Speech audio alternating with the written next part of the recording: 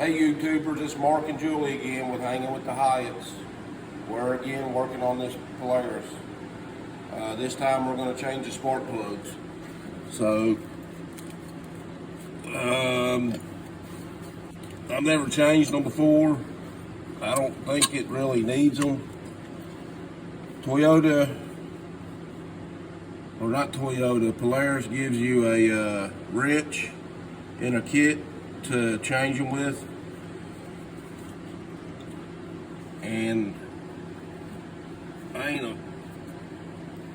it don't really need them, but I've got about 4,500 miles on this thing since I bought it, and I'm not even sure if they recommend it at this mileage, but a plug would be for O'Reilly's, because O'Reilly's can punch in stuff and cross-reference stuff. And I've got 2 new spark plugs, so that's what we're going to do today.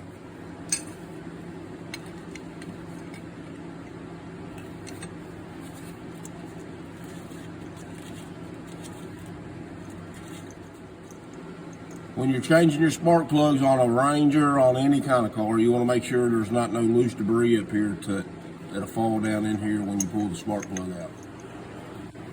All right, here's the new one, and it looks like it's an identical match from O'Reilly's. I highly recommend O'Reilly's because them guys are useful, and I didn't realize that they have a cross-reference for Polaris Rangers, and you can actually do it online. So I look this stuff up and see if they got it online, and then I call them here local in my city and see if they got it, and sure enough, I bought a battery from them, now these spark plugs. That's it, getting ready to put it in. This Polaris has got our tool's got a grommet in it from Polaris, holds it. It's just like, it's pretty good, easy to break loose. See you on the trails.